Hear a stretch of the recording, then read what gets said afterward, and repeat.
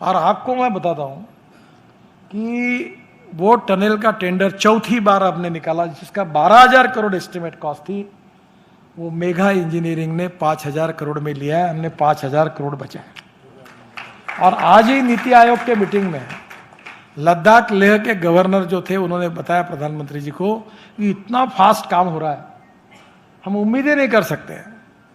अभी मेरा कल्पना है कि वो मनाली से एक टनल बनी, अटल टनल, तो रोहतांग पास पर जाते हैं तो 3.5 घंटे लगे, और वहां से नीचे उतर के मैं टनल से आया तो 9 मिनट में आया। अब रोहतांग पास वो जो टनल है, अटल टनल से मैं 4 टनल बना रहा हूँ, और वहां से लद्दाख लेह को पूरे हिमालय में, और फिर जोजिला है, जोजिला से झेड़मोर है, और झेड़मोर से श्रीनगर है। तो ये इतना अच्छा प्रदेश है, और वो टनल में 5,000 करोड़ बच गए। तो आज to save money is to earn money, to cost of construction को कम करना, और without compromise with quality of construction. और मटेरियल के भी करो, ये स्टील और सीमेंट वालों ने मोनोपोली की, बहुत गालियां खाई है मेरी इन्होंने, क्योंकि कार्टेल कर लेते हैं। तो मैंने अभी ग्लास फाइबर स्टील लाया है, तुम भी यूज करो। ग्लास फाइबर स्टील जो है वो सस्ता है क्योंकि लाइट है। 1 टन स्टील का जो वजन है, उसके ग्लास फाइबर स्टील का वजन 350-400 किलो है, और उसकी स्ट्रेंथ इससे ज्यादा है। तो आप धीरे धीरे अल्टरनेटिव मटेरियल रखो तो सब मटेरियल सप्लाई वाले जमीन पर रहेंगे, नहीं तो मोनोपोली हो जाएगी, तो बढ़ाते जाएंगे तो आपको प्रॉब्लम आएगा। तो सीमेंट का भी अल्टरनेटिव ढूंढो, वो भी मैंने ढूंढे हैं। और इसलिए मैं आपको कहता हूं, मैं अभी वो मलेशियन इंजीनियर को पूछ रहा था कि ये जो बीम और पियर होता है, इसमें स्टील अगर नहीं डाला, इसमें कंक्रीट में अगर स्टील फाइबर डाला और उसके साथ उसका कास्टिंग किया तो क्या होगा?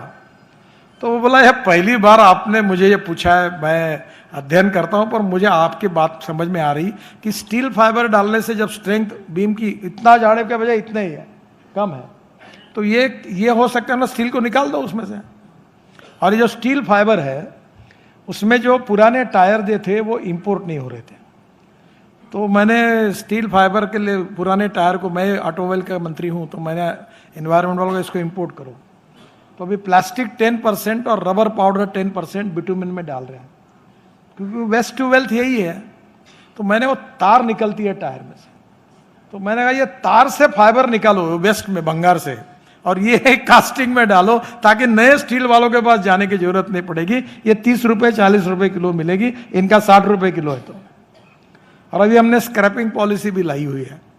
तो मेरा आपको यही सुझाव है कि कॉस्ट ऑफ कंस्ट्रक्शन को कम करने के लिए इनोवेशन और टेक्नोलॉजी में successful practice in the world, उसका उपयोग करो, उस मटेरियल का उपयोग करो।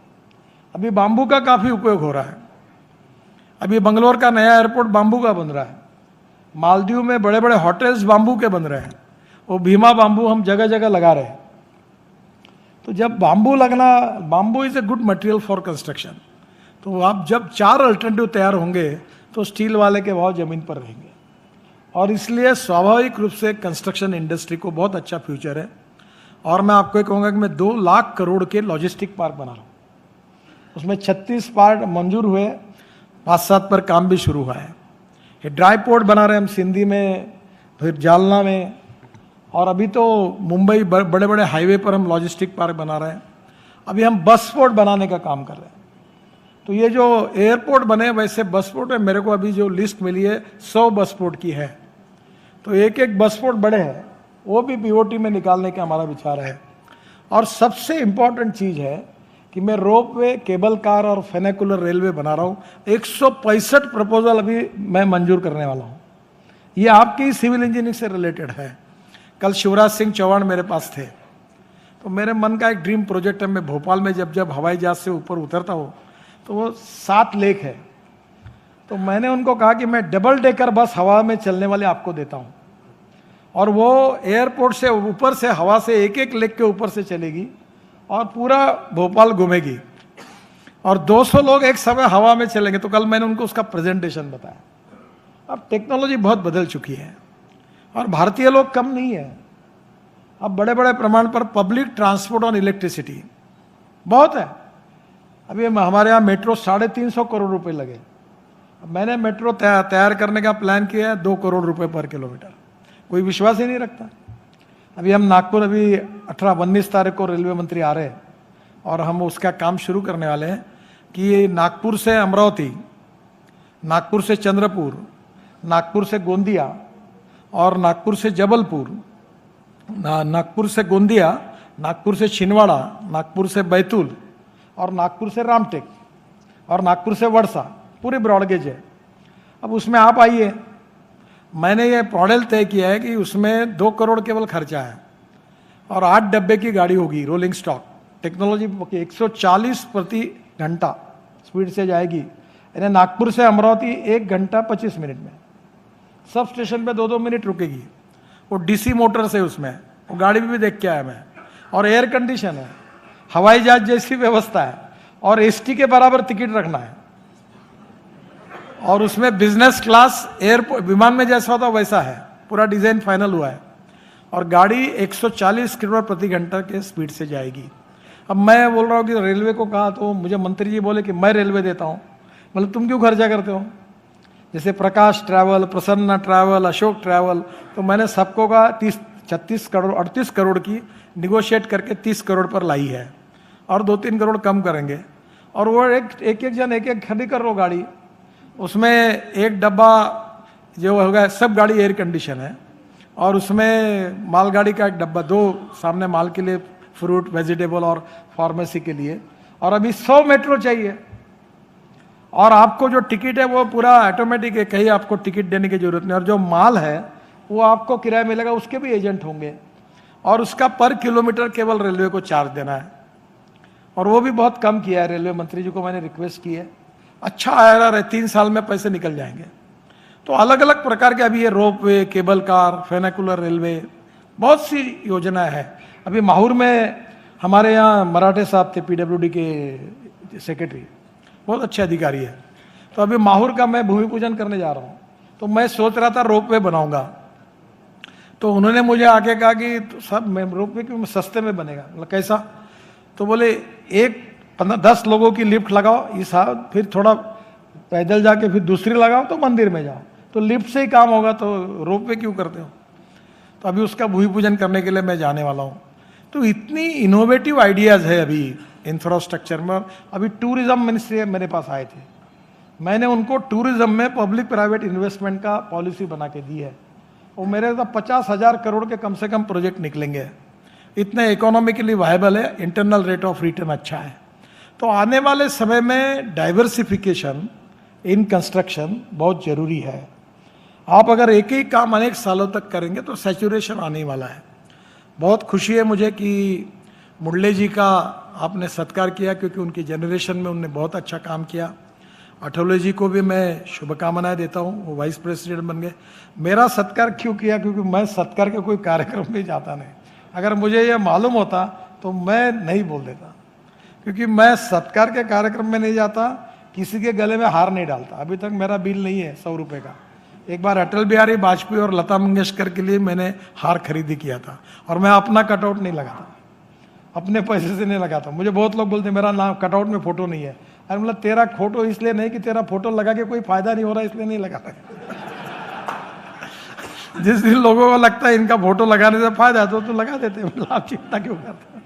तो मुझे आपने सत्कार किया, मैं नागपुर का ही हूँ और इसलिए आपकी शुभकामनाएं और शुभेच्छाएं हैं। और बल्कि मैं इंजीनियर नहीं होने के बाद भी मुझे काफ़ी काम करने का मौका मिला और अभी भी हर साल 5 लाख करोड़ के काम है। मेरे पास पैसे की कमी नहीं है कोई। आपको मैं बता दूं, आप हमारे यहाँ काम करिए, ये महाराष्ट्र सरकार में बहुत तकलीफ है, हमारे यहाँ नहीं है। हमारे यहाँ दूसरा ठेकेदार को हमारे यहाँ घर आने की जरूरत भी नहीं है। बाकी जगह वो अभी आप बोल रहे थे ना भाषण में, काउंसिल तैयार करो, तो मैंने अजय को और सुनील को कहा और लिफाफा मांगने वाला नया तैयार हो जाएगा। पहले तो तुम त्रस्त हो। अच्छा, तुम्हारे में बोलने की हिम्मत ही नहीं है, क्योंकि बोलोगे तो काम नहीं मिलेगा। चुपचाप सब गांधीवादी हो आप। क्योंकि नोटा दिए बिना काम नहीं होता कोई। तुम्हारी भी आदत बराबर है।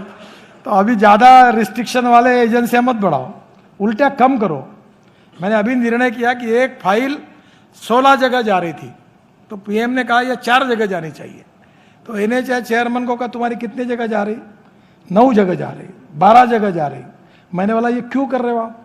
बोले सर ये प्रोसीजर है। मतलब प्रोसीजर नहीं है, हर जगह जिसके पास फाइल जाती है वो बोलता माझं काय हड़ा बढ़ रही है, ये बंद करो।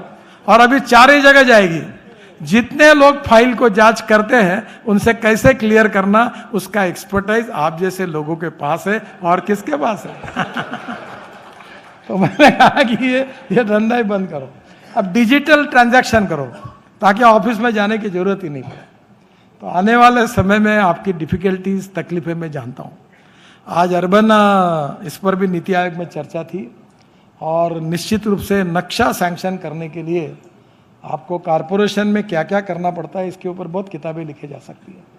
तो मुझे पता है आने वाले मेरे भी घर के नक्शे के लिए मेरे लड़के ने एक बार मुझे बोल दिया की माझ्या फंदात पडू नका, तुमचं नाव ही माझी अडचण आहे, आम्ही आमचं काम करून घेऊ, तुम्ही फोनही करू नका आणि कोणाला सांगूही नका तुम्ही सांगितलं तर आमची तकलीफ वाढते म्हणे। तो मुझे पता है कि कितने प्रॉब्लम्स आपको फेस करने पड़ते हैं, पर life is a game of contradiction, compulsion and limitations. The man is not finished when he is defeated, but he is finished when he quits. मैं रिचर्ड निक्सन के ऑटोबायोग्राफी का यह वाक्य अक्सर याद रखता हूँ। जब वो चुनाव हार गए और वाटरगेट के कारण उनकी बहुत बदनामी हुई, तो वॉशिंगटन में उनको कोई एरिया में रहने के लिए जगह नहीं मिल रही थी, लोगों ने बहिष्कृत किया था, और ऐसे समय उन्होंने अपनी जीवनी लिखी है। वो किताब मैंने बहुत सुंदर लिखी है, उसके आखिरी में एक सुंदर वाक्य है, वो यही वाक्य है कि the man is not finished when he is defeated, but he is finished when he quits. युद्ध भूमि पर हारने के बाद कोई समाप्त नहीं होता, युद्ध भूमि छोड़कर जब भाग जाता है तब समाप्त होता है। तो लड़ते रहना चाहिए। आपके यहाँ तो मालूम नहीं, पर मैंने कंस्ट्रक्शन कंपनी के अनेक लोगों को जो मुर्दा करके डिक्लेयर हो गए थे उनको जान फूकी और उनको फिर काम को लगा दिया, बड़े बड़े कंपनियों को। और अभी भी मैं कल वो हमारी IAS ऑफिसर है NHAI की चेयरमन, उसको कह रहा था, तिला मराठी समजतो उनको, मॅडम मी म्हटलं वधूवर सूचक मंडळ काढला, सर इसका मतलब क्या है? मैंने बोला जो महिला विधवा हुई है उसका पुनर्विवाह करने का काम शुरू किया है।